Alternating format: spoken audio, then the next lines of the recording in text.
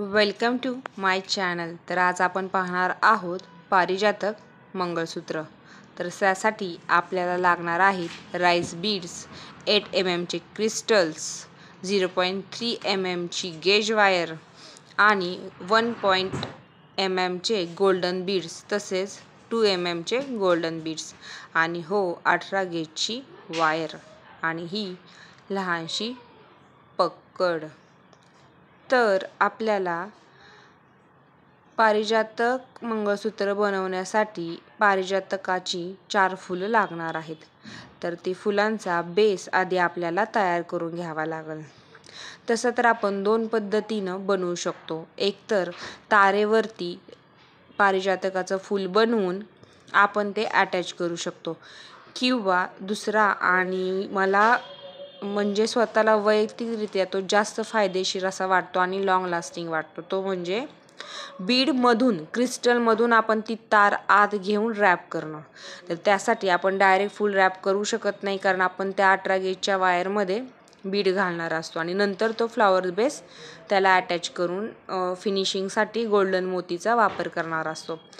तर आता आपण काय करूयात, फ्लॉवर बेस कसा बनवायचा, बऱ्याच लोकांच्या रिक्वेस्ट आल्या होत्या आणि त्याच्यावर काय सेपरेट असा व्हिडिओ बनवता आला नाही, म्हणून हा अगदी सुरुवातीपासून आपण फ्लॉवर बेस कसा बनवला जातो त्याचा व्हिडिओही काढलेला आहे। व्हिडिओची क्वालिटी थोडीशी लो हाय चालू आहे, पण तरी तुम्ही भरपूर प्रतिसाद दिलात मागच्या व्हिडिओला पण, त्याबद्दल खरंच खूप आभारी आहे।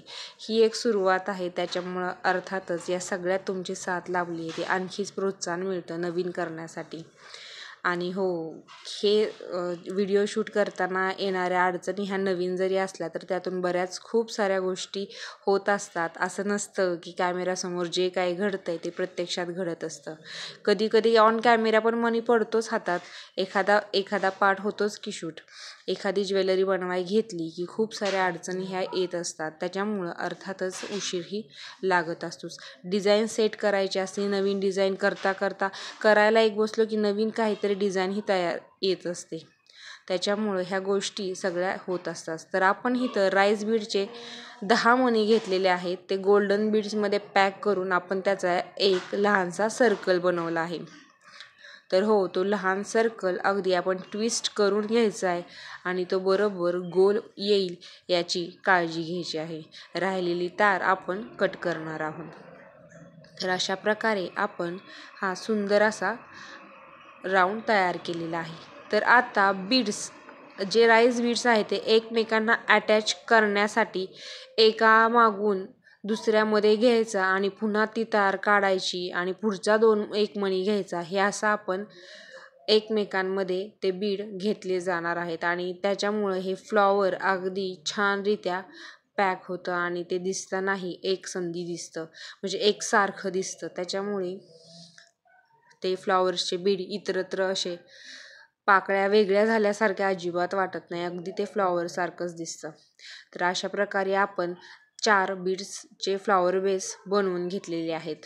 तर ही 18 गेजची वायर घेतलेली आहे, त्याला सुंदर असं लूपही तयार केलेलं आहे। 18 गेजची वायर थोडी जाड असते, तारेच्या स्वरूपातच तिचा पॅटर्न असतो।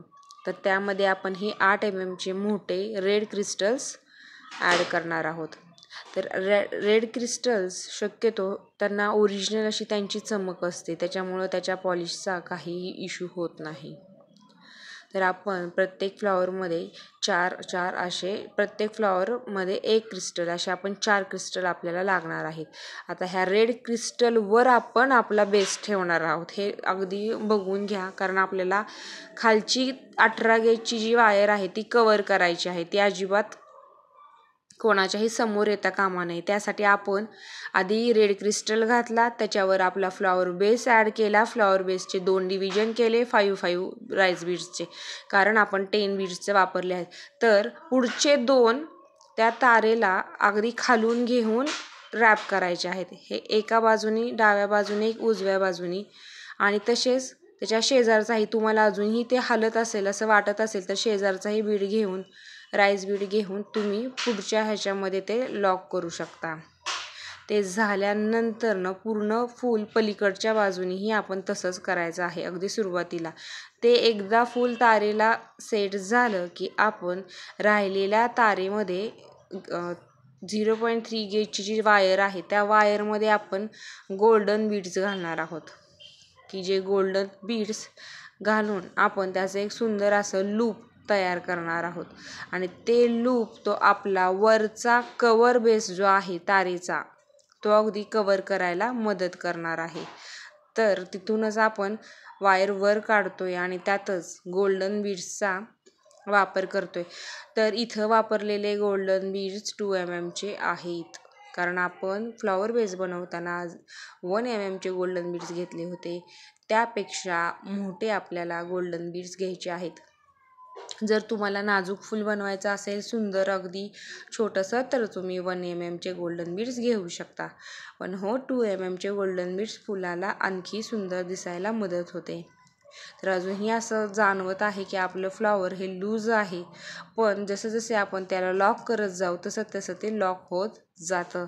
आणि अर्थात फ्लॉवर लॉक झालं की आपल्याला बाकीचे फ्लॉवर्सही तशाच पद्धतीनं लॉक करून घ्यायचे आहेत. तर इथं आपण जवळपास 8 गोल्डन बीड्स घेणार आहोत. तर 8 गोल्डन बीड्स हे आपण एका लूपमध्ये, राऊंड सर्कलच्या लूपमध्ये तयार करणार आहोत. तर हे गोल्डन बीड्स जे मायक्रोप्लेटेड असतात त्याची क्वालिटी साधारणतः खूप चांगल्या प्रकारची असते.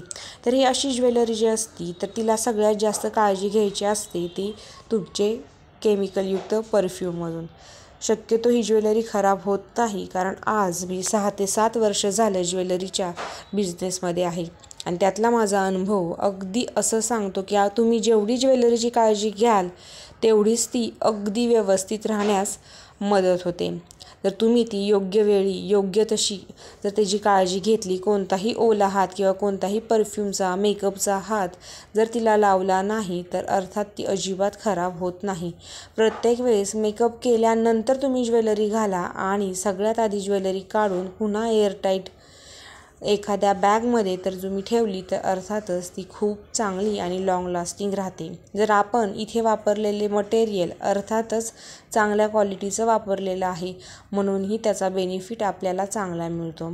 आणि हो, म्हणूनच आपण मटेरियल चांगलं वापरल्यामुळं अर्थातच आपल्या ज्वेलरीची प्राईज ही ॲटोमॅटिकली वाढलेली असते. त्याच्यामुळं ह्याला एक कला आहे आणि कलेची किंमत कधीही भावामध्ये करायची नसते. जेवढी आहे तेवढी त्याला ती असते आणि त्याच्यापेक्षा जास्त असते. कला म्हणजे काय हे कलाकारालाच समजते.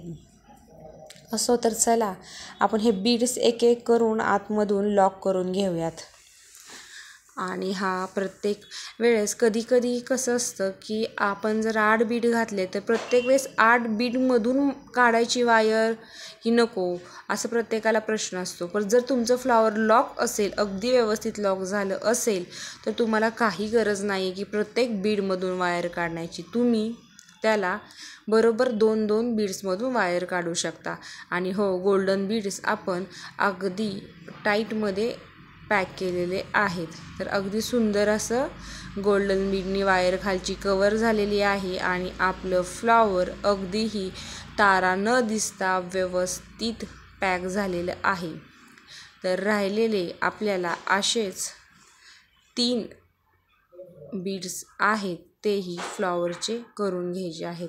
आता आपण मध्ये काही घालणार नाही आहे, डायरेक्ट अटॅच करून घेणार आहोत. त्यासाठी बीड्स आधी मधलं लूप जे आहे ना, मेन लूप, ते पहिलं तुम्ही राऊंड करून घेतलं ना तर बऱ्याचशाच गोष्टी सोप्या होऊन जातात.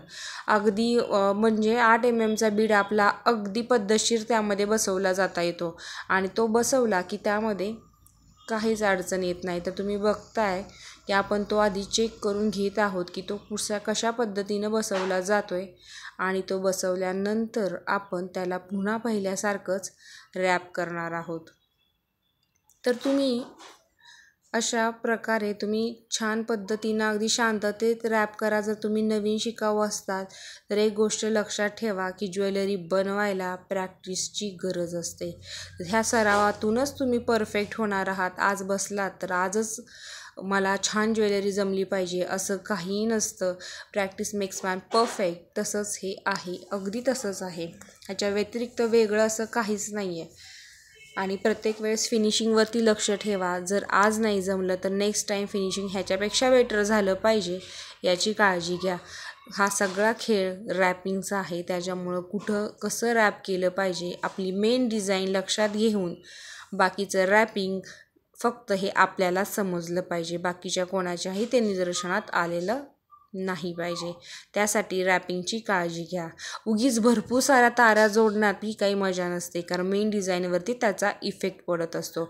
लागेल तिथेच तोडकेच शक्यतो मागच्या बाजूने रॅप करण्याचा ट्राय करत जावा, म्हणजे पुढची डिझाईन फोकसमध्ये राहते आणि अर्थातच ती आणखी सुंदर दिसते.